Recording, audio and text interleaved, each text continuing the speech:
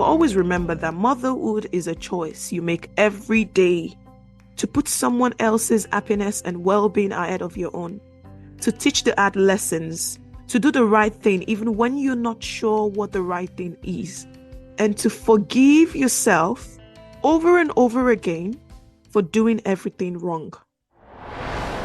Hey, welcome back. I know why you're here. I know why you're here. You're here for the second part of the episode. 40. So 40B, is that how you say? I need to find some better names for the numbers. Anyways, thank you for clicking back into this. Yes, like I said, I promised that I was going to be uploading the second part to this. And yes, why not start from here? So for this particular episode, we don't start if we don't do our quotable quotes. Now, this particular part, we went more into individual experiences from it, and you'll be hearing a lot more from my sisters on here. But yeah, I wanted to touch up on some quotes. Now, being the eldest child in a family means you were the first one to experience the challenges of adulthood, even before you were ready for it. I know I'm not the first one or the only one that sees on social media. Even recent, I think it was this year or last year, I noticed there's actually a firstborn celebration day. Now, I don't know the day or date by heart, but I think it's a wonderful thing to celebrate firstborn child because unfortunately, they are the experiments. A lot of my friends told me how my first, and she definitely was the experiment of the family because myself and my husband, we'd never had children before we had her. So she was a learning curve for us. I remember bringing her home and we're like, how do we change diapers? Just before my mom arrived to help and support us through the whole process.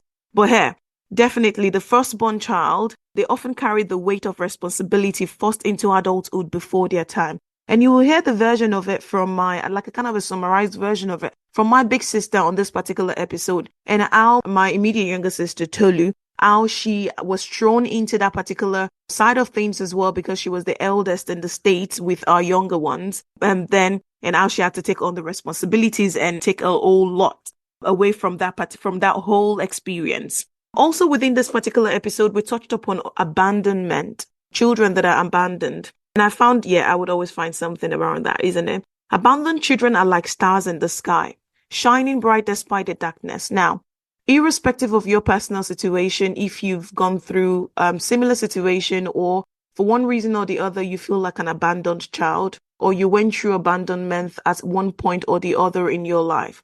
This is to reassure you that in the hearts of abandoned children lies a resilience that knows no bounds. So that friend that you see that is so resilient, that is so on it, that is so ambitious, that is so, I've got to get my life together. I'm doing this, afraid or not, I'm doing this. I'm going to channel my pain into it. You don't know what kind of pain they carry. You don't know what kind of weight they carry. You probably have some that, they had a very wonderful childhood. I envy them of some sort, some way or the other. But yeah, congratulations to you guys. But there are a lot of people out there that have gone through abandonment due to family decisions, family separations, and things like that. And it has driven them into being resilient, being go-getters. There's something about trauma, isn't it, that just makes you want more out of life, that wants you to do more for yourself. And yeah, those are the things we sort of touched up on in this particular episode. And I just, just to reassure someone else out there again, that the scars of abandonment may run deep, but they are a testament to the strength and resilience of abandoned children and of the abandonment you went through. So don't give up just yet. It might be taking longer. You see your friends falling into place, things falling into place for them easier than it does for you. Don't worry. Don't worry. This is your opportunity to do even greater things. It's going to happen for you as long as you don't give up. But you can't give up now. You already grew out of that phase if you've already grown out of it. And if you're still going through it or maybe about to go through it, I will continue to ask for wisdom for you. I'll continue to say, get people around you, get good people in your corner, because we all need good people in our corner.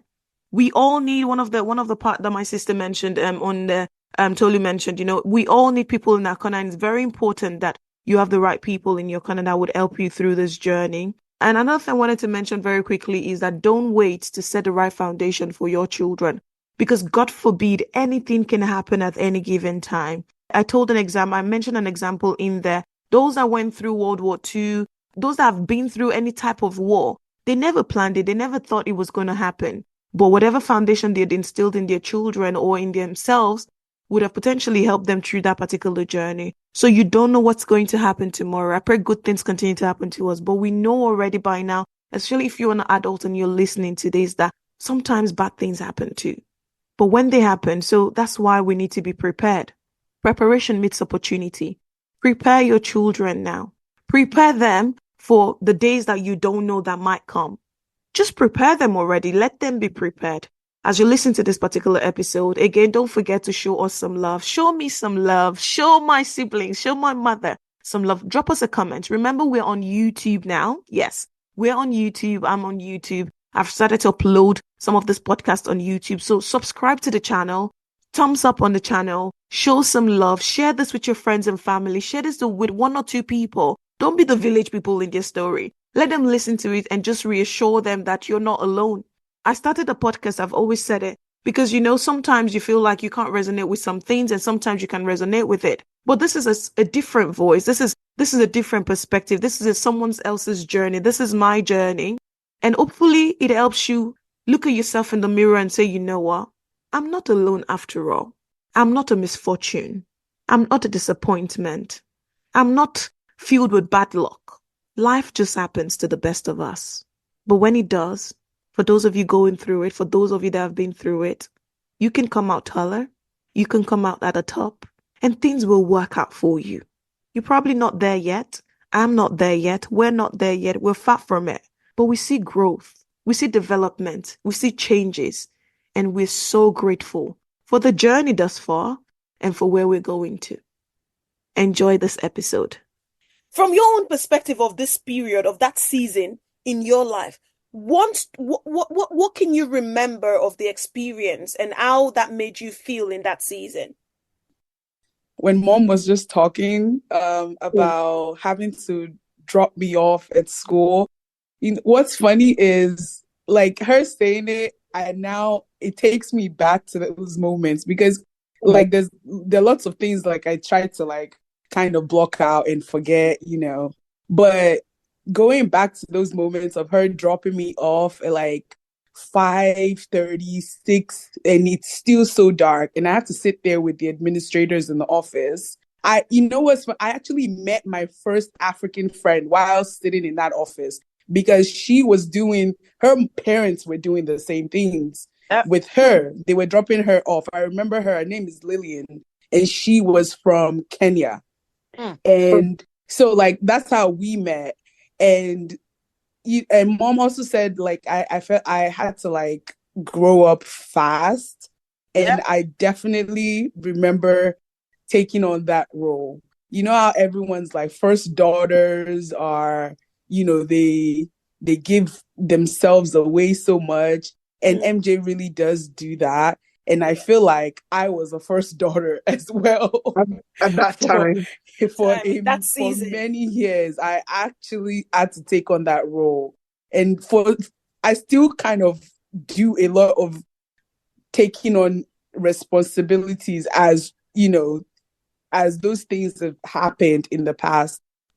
For example, I used to, after middle school was when Mom used to drop me off like at 6:30.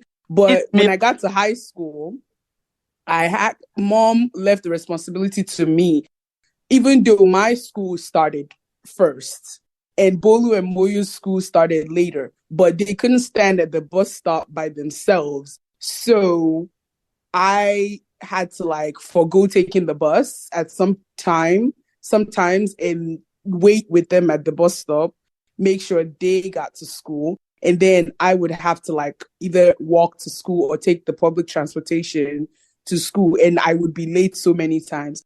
And there's like this thing that I actually never told Mom for so many years. Like sometimes when they would have, because she would be off to school, she would be off to work, and I would have dropped them off at the bus stop. The bus would have taken them to school. I would just be like, okay, I'm just going to go back in and spend the day in the house and act like I went to school.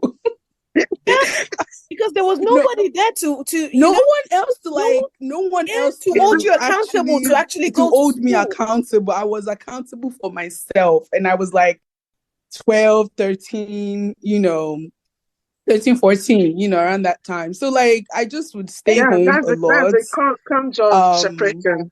and then even when back then the school would call to say, oh, this person didn't attend school, but mom is still at work, and I would be the one to still take the call. So she Oh didn't know I God. didn't go to school.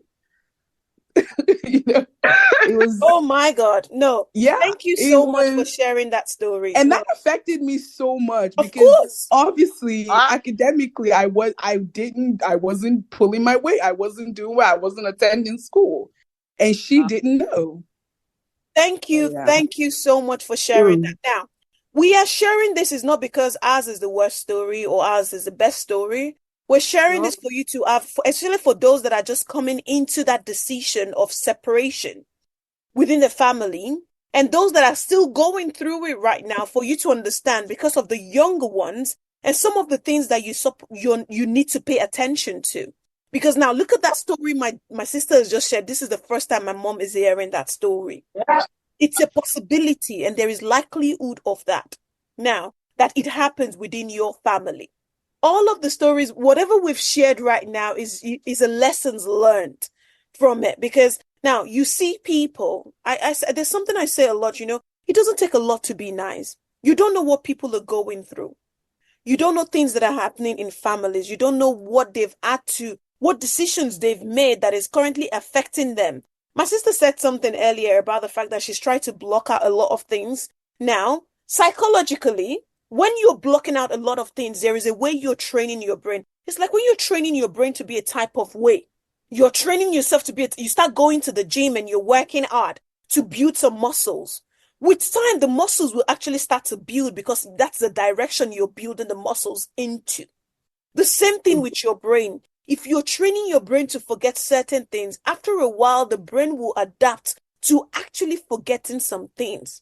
Recently, I was having a chat with my sister, Tolu, and I was telling her about, it's strange. Actually, we went to Nigeria a couple years back. I think it was in 2021, just before COVID struck. We went to Nigeria and there were some things I could literally actively remember to the T because I tried as much as possible. I worked really hard in blocking out the middle part of my life and my memory where things were not great because I needed to hold on to the good times of my life growing up and then continue with it. Now, the blockage of that, now, a lot of people say, not a lot, my husband, I think people notice it, but they don't even say it to me. But those that are really close to me and they love me, they say it to me. I'm very forgetful. We all need some type of healing. We do. I definitely do. I'm working on it. I'm a work in progress, trying to get it. But when you've trained something for so long, we're talking about more than 20 years journey of how we've trained it now. Just so I don't continue, I would continue to talk. Tife, this is a question for you. How has the experience of family separation shaped your outlook on relationships, family, and life in general? How has all these Mm. things, everything we've been talking about today, how has it shaped your idea of, oh, relationship or your decisions on this is what I don't want in my family or relationships generally? Yeah, I think that's a really good question. How has the dynamics of my family shaped the kind of family that I want? I think a lot of what everyone has already shared, and I'll talk about these in like two different phases. How it shaped what I wanted and the idea I wanted for a family before, and pre-therapy and like pre-introspection, and then post-therapy and post-introspection.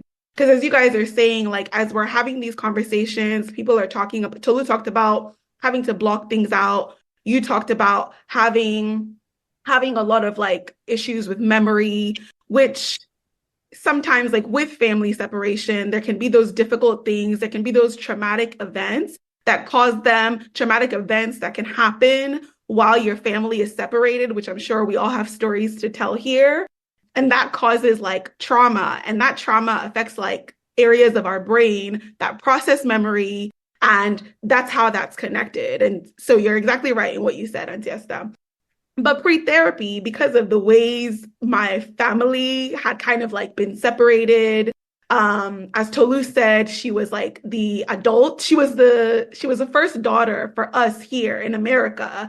It was me, her, and Moyo. And yeah, for a long time, I know for several years, like I didn't really talk to you or MJ like that just because of like access, social media. Like we didn't have iPhones to talk and things like that beforehand.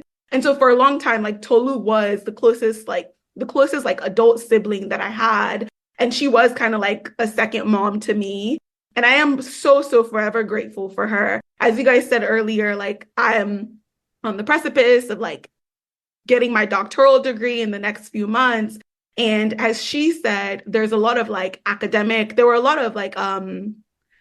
issues that she ran into because she sacrificed so much of like her time, her experiences, so that Moyo and I can like get better education. And I'm forever grateful to her for that.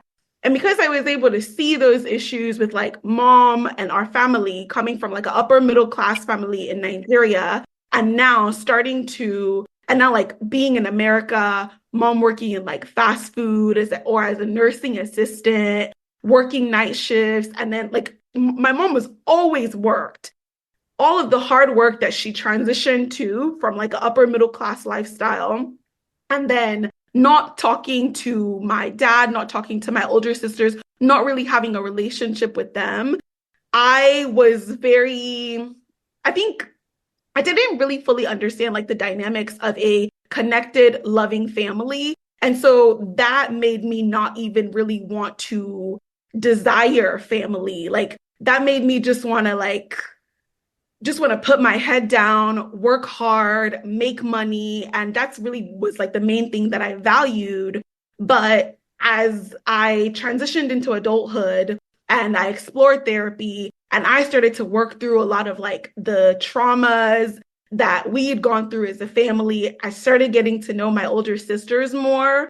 I started getting to know myself more. I realized that like, especially with y'all's love, like that you keep pouring into me, I realized like everything that's happened to us, it's been incredibly unfortunate, but it's been for a reason. And there's another way to orient and like to put together your family. And that's when I realized like, okay, I want to take some things from what my parents have done, but I also want to do other things from what my parents have done. And just to kind of wrap up and answer the question, I hope to not have my family, my future family that I now want to have. I will do whatever I can to keep all of us together because I know how difficult it can be when the family is like fractured like that. Going off of what like Bolu's just said, on like how we never got to actually experience each other's, and even though we were separated, one thing I did appreciate it about our parents was how no matter how hard it was to like call or stay connected, like they never made us forget like that we are siblings, and they did everything to like make sure that no one was like beefing anybody, like no one was against anyone. And as we grew up, we found ways to now be each other's anchors.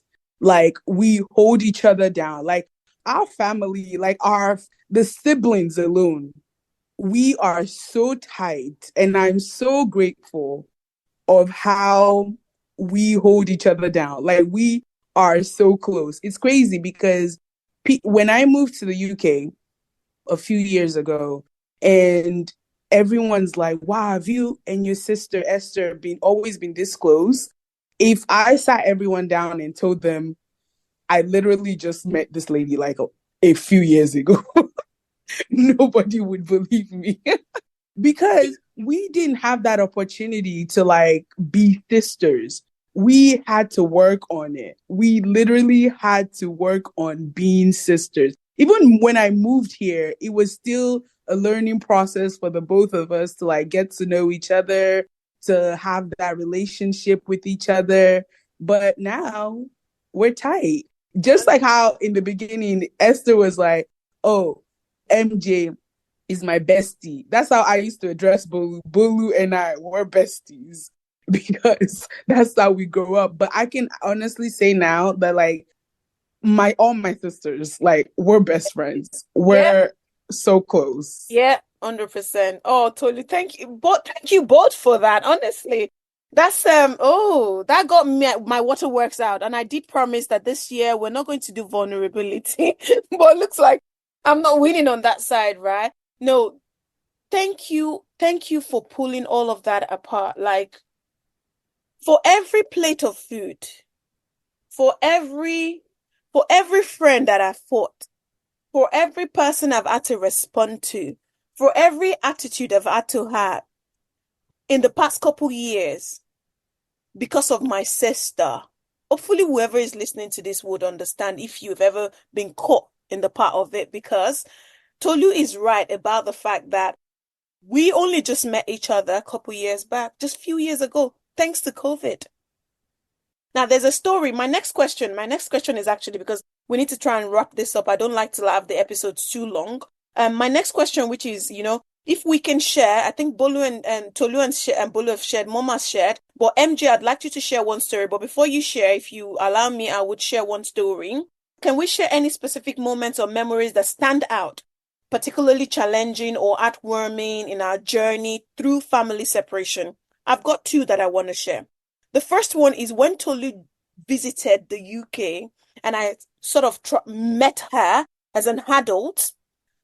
There was a day my sister was dressing up in the room where we, I don't live in a big house, but we gave her a room to herself. Like You you will can stay never in that stop room. telling I this will story, never and stop I telling hate that you for story. this.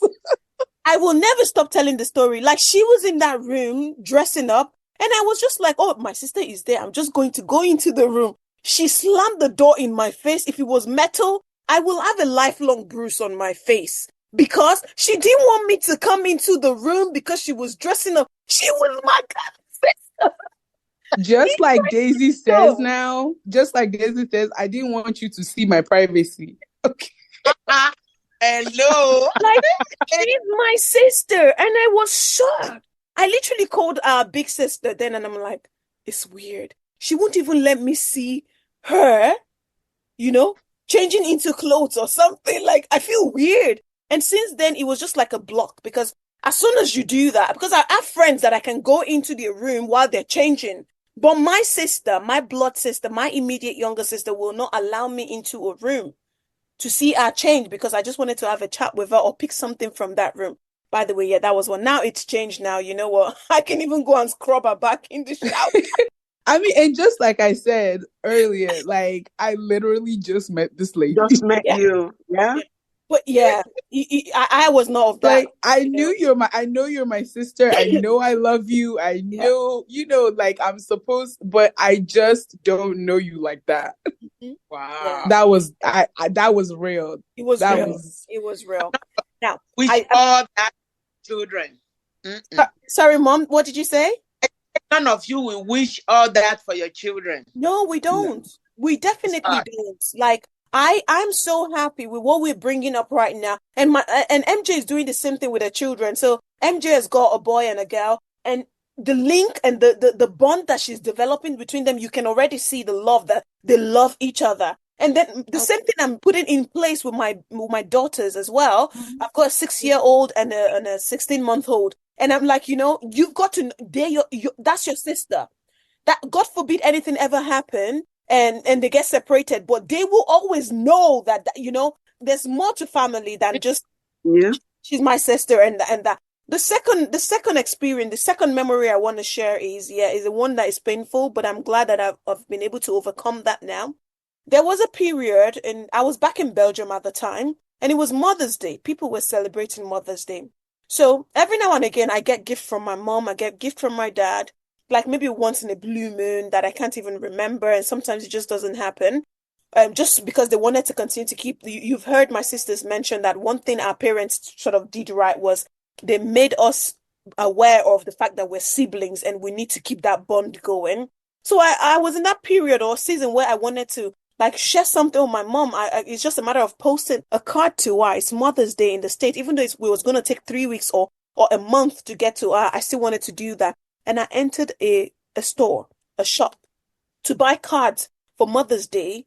And every card I picked, every Mother's Day card I picked, it just did not align with the kind of relationship I shared with my mother.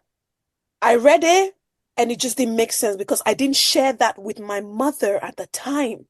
It was not my definition of what a mother was because she was just a woman I knew gave birth to me, cared and loved me for the Hmm. first 13 years of my life. But now in my early 20s, I'm trying to pick up a Mother's Day card for her, and there was just no definition that fit what we had at the time. I ended up not buying a card for her that day because I just left the store in tears. There was no card in store to define the very title related relationship we had, which is just me knowing, oh, she's mom and my daughter. Every other card in the store that day was too sentimental, too emotional, too deep, and I just did not share that with her.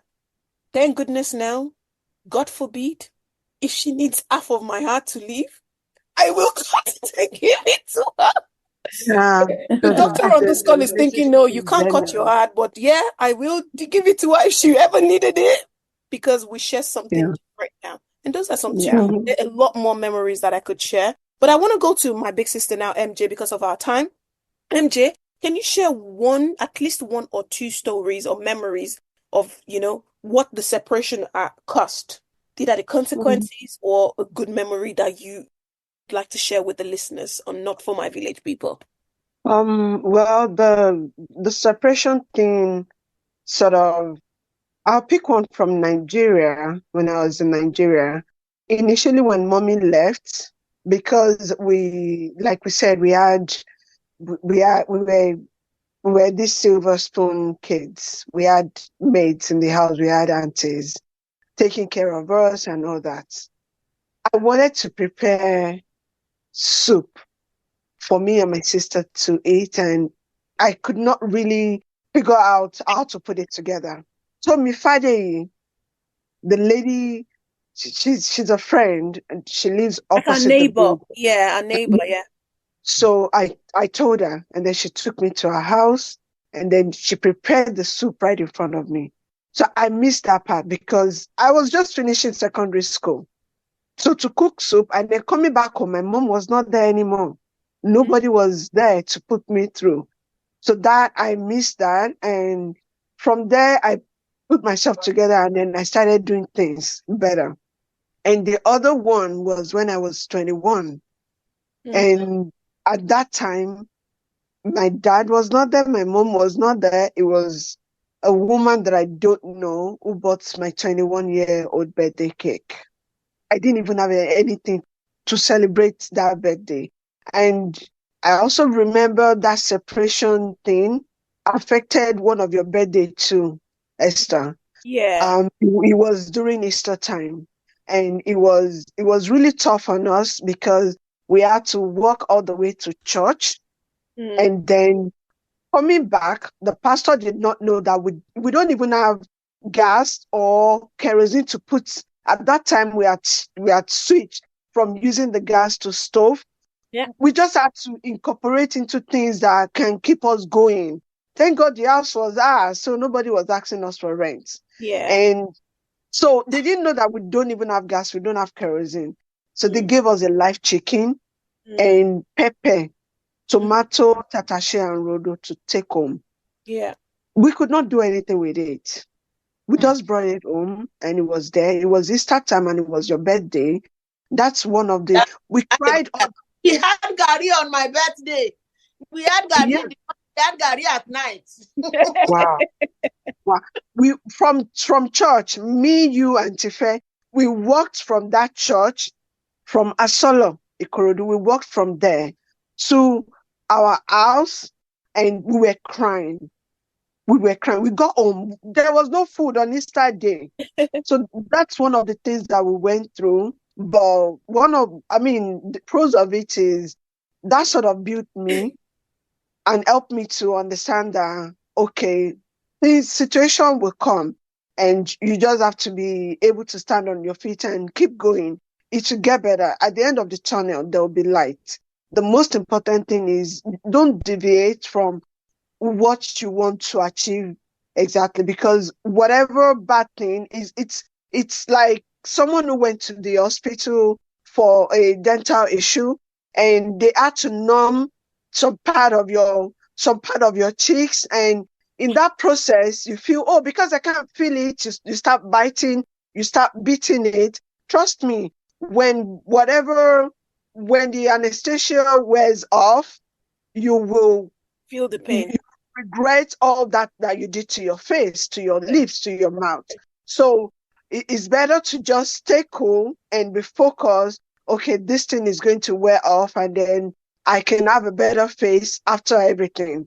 Yeah, That's 100%. one of the lessons I learned from it. We went through a lot, but I just feel whichever family that are going through this or planning to go through something like this, trust me, there's a light at the end of the tunnel. And one of the foundation that I blessed God that we had was Auntie Bose.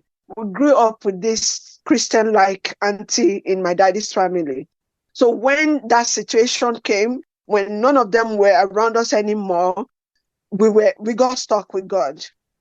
Mm-hmm. And with this good behavior of good children, not like running after men, or it can be very tempting, it can be very difficult, but we didn't have to do that. And I think that really helped us. Yeah. That helped us a lot. A Thank you. lot. Yeah. Yeah. Thank you so much. Thank you so much for Yeah. that. From what MJ has just said, foundation is key. Mm-hmm. You don't wait. Don't wait till a certain age to instill in your children what it is that you want their future to be like. Mm-hmm. Yeah. There is no point waiting. It's very, very important. And that's one of the things I learned on this journey, because you don't know what life may bring. When Mm-hmm. the First World War, Second World War, when it happened, I don't think anybody planned for it. I don't think 3 years before it, whatever happened with them, Hitler and the rest of them, and Frank, and I don't think the parents sat them around the table and told them, you know what, Han, we might be expecting something like this. The governor or the president of this country might decide to hold us captive because of our religious beliefs and things like. No, nobody. Something just changed. May things never change, that it changed the whole trajectory of our plans and our future to something Mm-hmm. worse than we ever expect. So Yeah. don't wait. Start to instill Mm-hmm. in your children. This morning, actually, funny enough, we were going to today's Sunday. We're recording this on a Sunday, and we're going to church this morning. And I was listening to worship in the car, and suddenly, some of this gospel songs that are very Afrobeat like just went in, because I was on Spotify, and it just started to play after a song played, because Spotify would just pick different songs and play it, right? And as soon as it changed, my daughter, my 6-year-old, said, Mommy, no, no, no, I want God's song. And I'm like, it's God's song. It's just Afrobeats. It's God's song. But the fact that she knew the difference between worship and that particular song, I was a proud mother in that moment. She's only 6 years old. And what my sister said just now about what was instilled in us by our aunt, it stayed with me, and it's still with me till date. And it stayed with a lot of us because it was a strong foundation, Yeah. including the foundation of our parents, of being hard workers. I remember I've always Yeah. looked at my dad like, how did he do it? In our house, then we owned our house. And some of the struggles that we went through, we always had people around, aunties, uncles, nieces, nephews, cousins, that would come and stay with us. And he would provide. And one of the things, like, how did he, especially when I eventually grew up to actually have adulting wisdom, like, how did he do it then? And then my mom always dressing up in a very cute, with her blazers and a skirt. And she would just drive and leave the house. Even though I didn't have the understanding of where she was living till then, I eventually got to know she owned a boutique and she owned her own businesses and everything. But that woman never left the home tattered. Mm. My mother never left the home looking like something you don't want to talk to. My mother left home with perfume sprayed, irrespective of what she was going through in her marriage, looking nice. I always sat down when she's dressing up then and she Now wears that we are all this. grown, I can imagine thinking back, I think I can really visualize all the things she was going through at that time. Yeah, now we know. Now we know. Yeah. Being married will teach you, will let Being you know married will let you what know my mom went through in what those marriage. quiet Yeah, mothers, yeah, yeah. yeah, they She keep was one of quiet. those. Yeah, she's Yeah. one of those people that, growing. That's another topic for another day, but she took it all in. She took Mm-hmm. it all in. I know, depending on the generation where your mothers are, where your parents were giving birth to in, there's a lot of the saying, especially for African families, where they like, the mothers stayed because of their children. They endured because of their children. We're not going to talk about all of that now, but my mom is one of those women that took it all in and endured because of her children, and we're grateful to her for that. Now, I want us to very quickly to round this up and not make this like a forever episode. What lessons have we personally learned? I feel like we've touched upon it one after the other. What lessons have we, but I want us to talk on, individually one lesson each, even from mom as well. What lessons have you learned personally from this experience, and how do you think it has contributed to your personal growth in the season you're currently in? I'll start from the back forward again. Tife, let's start from you. One lesson that you've learned on this journey. I think the biggest lesson I've learned from this journey is, like all of them said, to have faith and to just continue to hold on to that faith. Just really quickly, there's a genocide going on right now in Palestine, and a lot of those same people are maybe experiencing some of the stuff that we have experienced over the past few decades.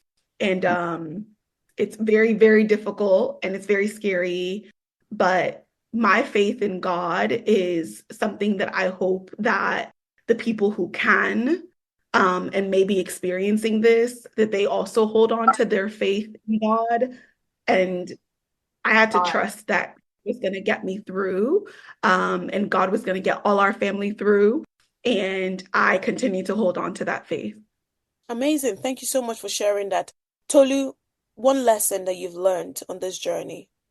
One thing that I've learned on this journey is how much good people in your corner means so much to your well-being, to your life, to how your life progresses and move forward. I feel like without my family, there's so much like times where I wouldn't even believe in myself or, feel the need to do something or even, and friends can't help me with it. Not because they can't, but because I feel like I shouldn't bother people.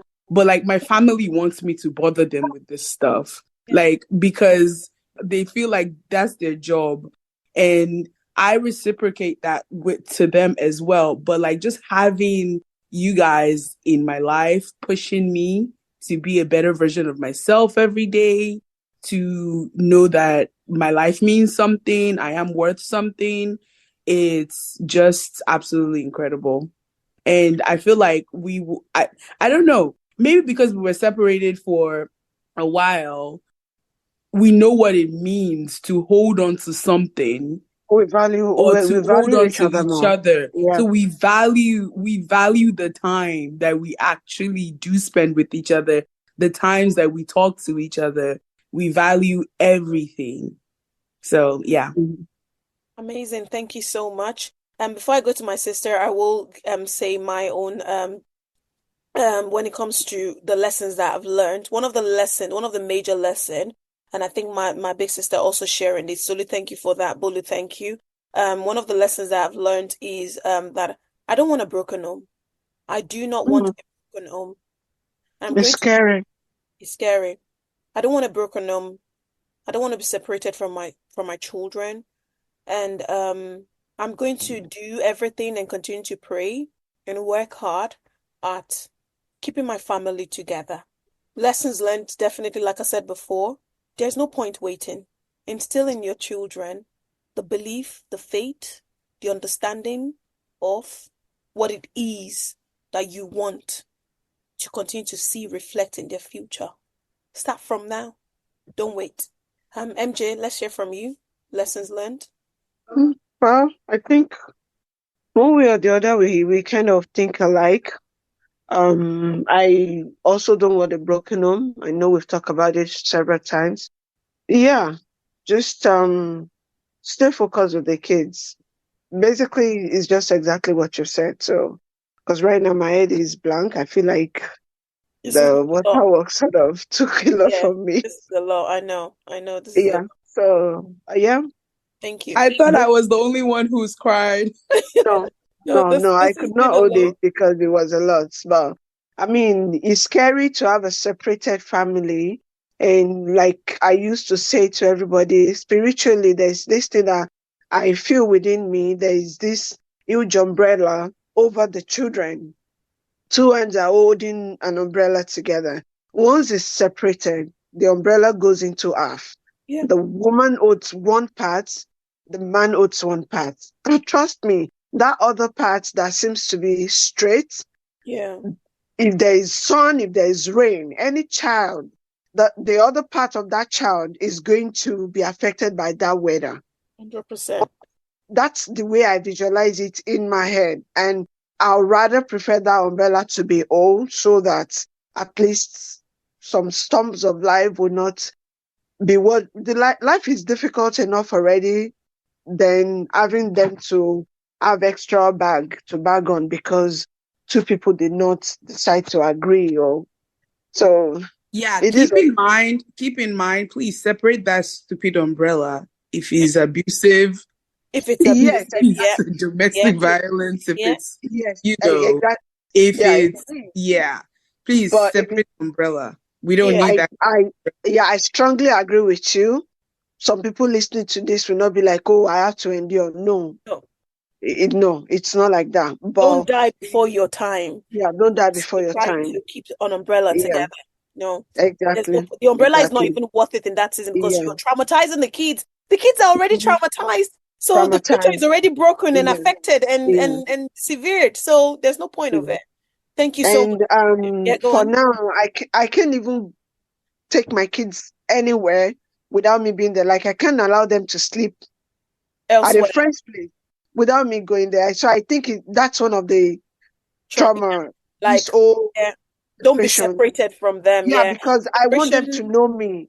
Remember, Esther mentioned she wanted to get a card from mom. I sometimes had that same feeling at some point in my life. I feel like I don't know my mom. I feel like it was because of all that separation or whatever. So me now, I'm so intentional with my kids. We talk together. I want them to tell me things that is going on. So when they grow, they'll be like, "Oh, I have things to say about mommy."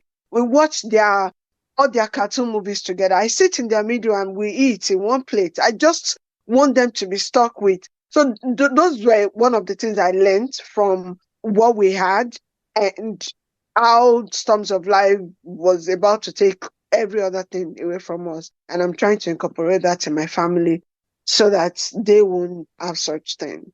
Thank you. Amen. Thank you. Thank you for that. And now we'll go to the queen of all queens, the mother of all mothers. Your mother is special. Your mother is beautiful. Your mother is everything. But my mother is everything. My mother Everything. is everything. So I don't know what you're talking about right now. But again, like I said, it's my platform. My mother is everything. So let's hear from Uh-huh. one lessons learned on this, yeah, Yeah. with this whole journey of separation. My own is gonna be like an advice for all mothers, Hmm. upcoming mothers. Try as much as possible to let your children be bond together. Hmm. And upcoming mothers, do not even start any relationship with anybody that will not get you to the promised land. Hmm. What I mean by that is, do not start, man or woman, do not go into any relationship with any partner that will not get you to the promised land. Hmm. I mean, promised land is in the aspect of you being able, both of you, to be able to sit down together and raise the family together in one accord. Don't do it. And the second one is, maybe people might say I'm saying too much, but I know it's not too much. Do not have children more than what you can raise, Mm. because any situation can come at any time that Preach, can, mom, preach. that make you become both mother and father, or you become father and mother of your children. So try to have what you know your energy can take care of, so that And back you counts. proud of them in the future, and they can be proud of you as well. Oh, thank you Wow. so much. Oh my goodness. Oh This is great Lord. advice If from you don't, thank you so much, mommy. Thank you. Thank you all Welcome. so very much. If you Thank don't you have a for this sister, platform, and thank you for having me. Bye. 100%, 100%, 100%. Thank you so much, mommy. Thank you. Thank you. Thank you. Before you all go, I just want to show appreciation to you all, and I'm sure whoever is clicked into this particular episode can say the same thing as well. Thank you for sharing your stories. Thank you for staying here. Thank you for being here with this particular episode. I really appreciate you all, and I appreciate your time as well. And just as a roundup as well, through the valleys of separation, our family's love is the mountain that rises above, unyielding and unwavering. You can go through stuff. You will go through stuff, God for definitely. that. But above all, I hope Yes. your family, you and your family listening to this Well, right now, I hope you all get the second chance and the opportunity to actually be together and continue to connect when it comes to the yeah. growth and things like that. And whatever decision that you're making for your family right now that you believe in this season is right for you, I hope you do not regret it and that you get what it is that you're looking off from it. But it's never going to be easy because, people are still leaving. People are still migrating from Africa. People are still migrating from different countries for from one war zones to other part of the world because they're looking for peace. They're looking for greener pastures and things like that. If you're still making the decision for yourself, just be intentional about keeping the bond between your family because family will always be family. Now, I know people say family is not just blood. That's true because, I and my siblings generally had to also they at some point they had to find other families outside of the blood relationship that they share with their actual family members. But I hope that you still keep the ones that you have a blood relationship with.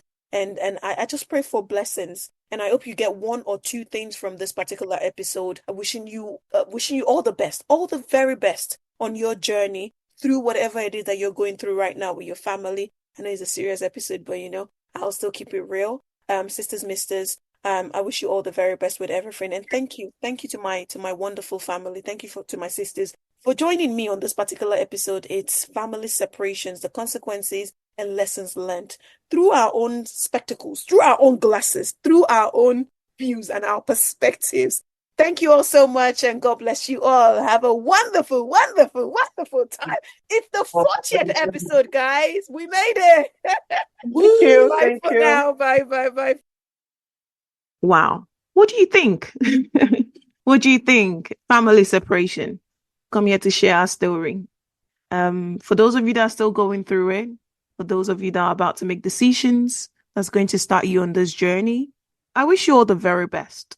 This is not the worst. There are worse situations. Now, my parents' marriage did not survive the separation. It didn't, but there were a lot more to it. I don't think it was just the separation. They didn't survive it, but we, the children, we're surviving it.